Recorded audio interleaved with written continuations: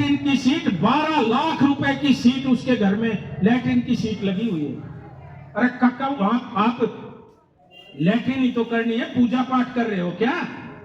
ये अरविंद केजरीवाल, आप और हम की हमारी कष्ट कमाई के पैसे से वो आदमी शीश महल बनवा रहा है। सारी सड़कें टूटी हुई है। ये रोड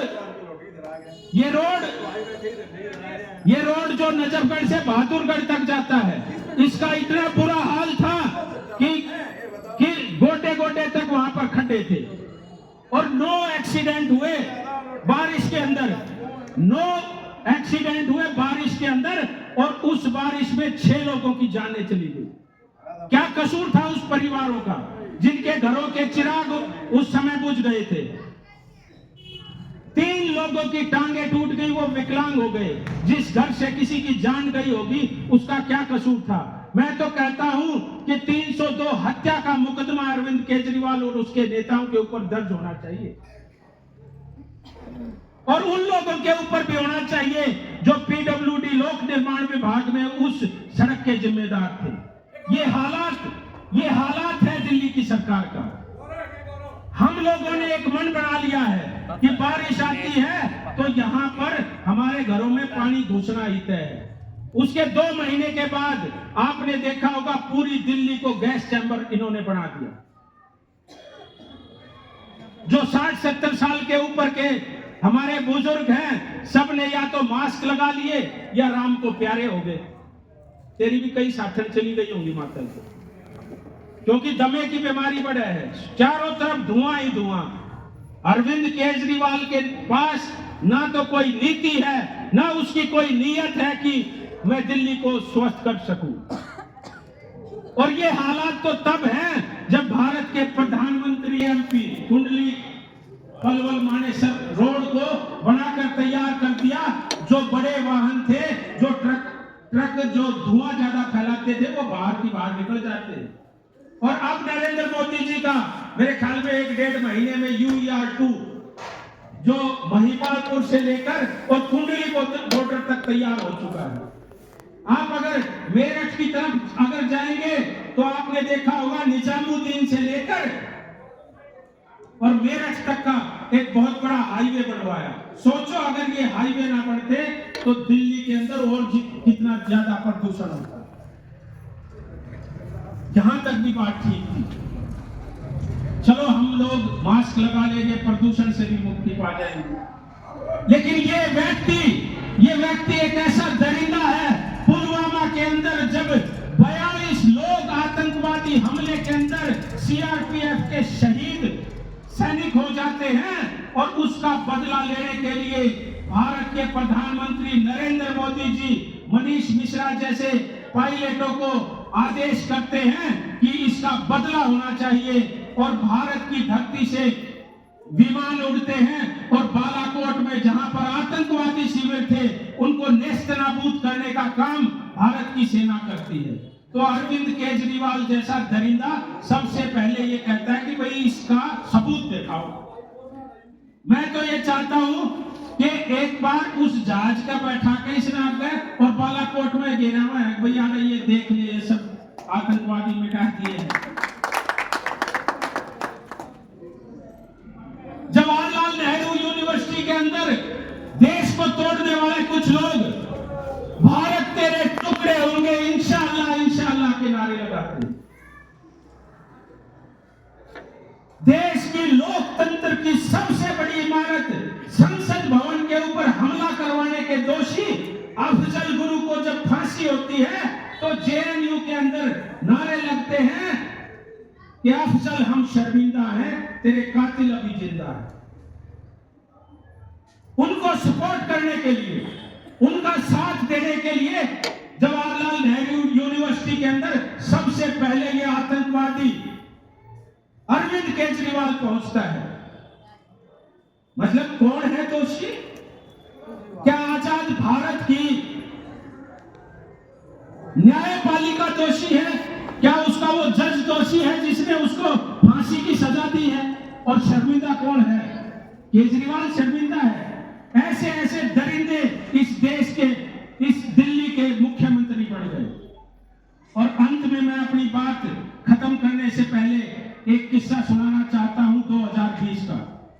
जब 2020 में चुनाव खत्म हुए और सबको ये लगा कि दिल्ली के ऊपर फिर से अरविंद केजरीवाल बैठ गया है, जो लोग पाकिस्तान से जो हिंदू तड़पाए हुए थे, अफगानिस्तान से जो सताए हुए थे, जिन माताओं और बहनों के साथ दुर्व्यवहार किया गया था बांग्लादेश में, वो हिंदू अगर भारत देश के अंदर आकर शरण मांगते हैं तो भारत की सरकार उनको नागरिकता प्रदान करेगी। ऐसा नागरिक संशोधन बिल भारत के अंदर पेश होता है संसद में, और उसका विरोध करने के लिए समुदाय विशेष मुसलमानों को भड़काने के लिए अमानतुल्लाह खान शाहीन बाग में धरना देता है, और जब पुनः दिल्ली की सरकार बन जाती है तो पूर्वी दिल्ली के अंदर दंगे भड़काए जाते हैं। नेता का काम सेवा का होता है। आपने सुना होगा ना कि नेता किसके लिए बनता है? सेवा के लिए।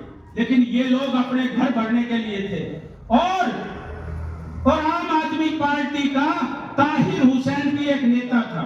जब 2020 में दंगे पूर्वी दिल्ली के अंदर भड़कते हैं तो वहां का आम आदमी पार्टी का अरविंद केजरीवाल का एक निगम पार्षद अपने ऑफिस के अंदर बहुत सारे एक ट्रक पत्थर अपनी छत पर रखता है।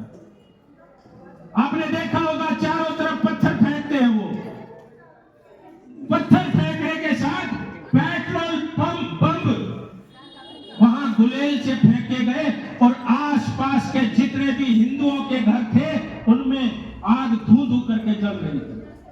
150 लोग, 150 वो निर्दोष हिंदू मारे गए उन दंगों के अंदर जिनका कोई कसूर नहीं था। और आपने देखा होगा गूगल पे अगर आप सर्च करोगे अंकित शर्मा के नाम से, तो 2020 के दंगों में इंटेलिजेंस ब्यूरो का एक सैनिक अपनी नौकरी खत्म करके अपने घर जा रहा था। यदि आप किसी से नफरत करोगे तो एक लाठी में भी आदमी मर सकता है। किसी से नफरत करोगे तो एक बार चाकू घोंपने में भी आदमी मर सकता है। किसी से नफरत करोगे तो एक गोली से भी आदमी मर सकता है। लेकिन उन लोगों के अंदर कितनी नफरत होगी कि एक सैनिक को 72 बार चाकुओं से गोदकर उसकी लाश को नाले के अंदर फेंक दिया जाता है। आपको वो तस्वीर गूगल के ऊपर आज भी दिखाई देगी। इतनी नफरत है उनको। अरविंद केजरीवाल के कारनामे यदि मैं सुबह से बताने लगूं तो शाम हो जाएगी। हम मंदिर बनाते हैं। आज की ये सभा भी हनुमान मंदिर के पास में है। मंदिर में भी एक पुजारी रहता है। उस पुजारी का काम है कि सुबह समय से उसका दरवाजा खोल दे, मंदिरों की मूर्तियों की सफाई हो, मंदिर में भी पोंछा वोछा लग जाए, जो श्रद्धालु वहां पर आते हैं उनकी अच्छे से व्यवस्था हो जाए, वहां पर दीपक जल जाए, वहां पर धूप बत्ती जल जाए। ये काम उनके पुजारियों का होता है। लेकिन दूसरी तरफ दिल्ली के अंदर मस्जिदों के अंदर, मदरसों के अंदर क्या सिखाया जाता है कि जो मुसलमान नहीं है वो काफिर है। कौन है काफिर? हिंदू काफिर है, सिख काफिर है, जैन काफिर है, पारसी काफिर है। और उन मदरसों के अंदर ये शिक्षा दी जाती है कि जो काफिर है उसकी अगर आप हत्या करोगे तो आपको जन्नत नसीब होगी। उन्हीं के मौलवियों को अरविंद केजरीवाल की सरकार 40,000 रुपए देती है, और दूसरी तरफ जिसमें आध्यात्म की, ज्ञान की, जिसमें पूजा अर्चना का काम होता है, उन मंदिर के पुजारियों को 1 रुपया नहीं देता है। आपने देखा होगा कि मुसलमान जब ताजिए निकालते हैं तो उनका फूल मालाओं के साथ स्वागत होता है। लेकिन इसी देश के अंदर, इसी दिल्ली के अंदर जब हिंदू राम जी की शोभा यात्रा निकालते हैं, परशुराम जी की यात्रा निकालते हैं, बजरंगबली हनुमान की यात्रा निकालते हैं, तो आए दिन टेलीविजन के ऊपर आता है कि मुस्लिमों फलाने कोई मोहल्ले से जो है ना वो शोभा यात्रा निकल रही थी, छतों पर से लोगों ने पत्थर बरसाए। देखा होगा ना बहन जी।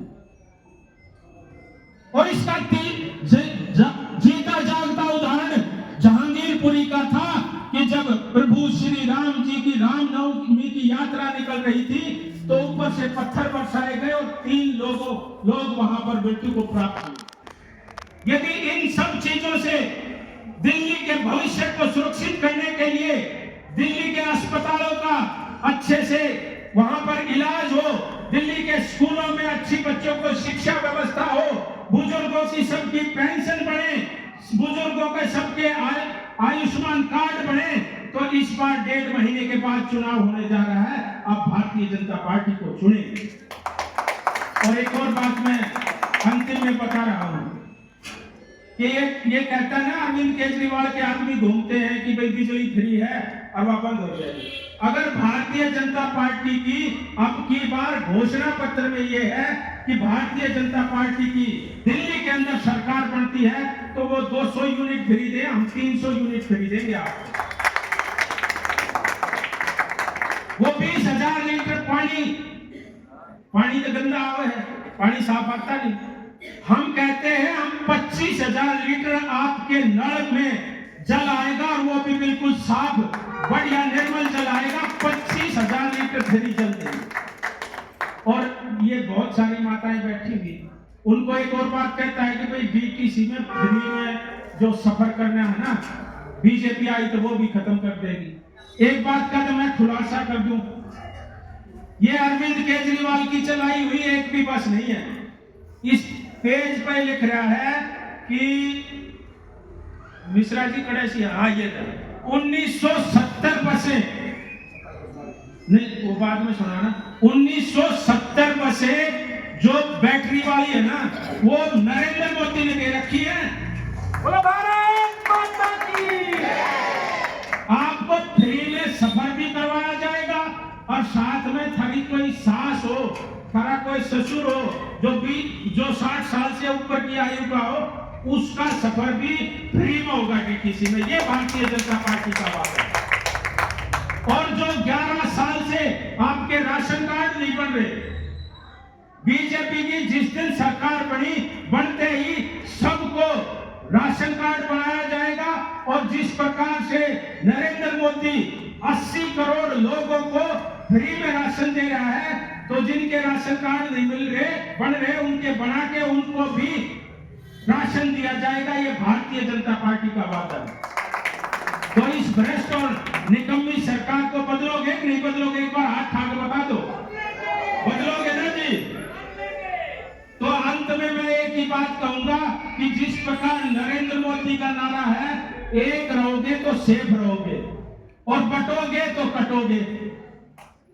इकट्ठे हो गए, सब इकट्ठे हो गए, संगठित होकर और भारतीय जनता पार्टी को वोट दें। आपने मुझे सुना, इसके लिए बहुत बहुत आपका धन्यवाद।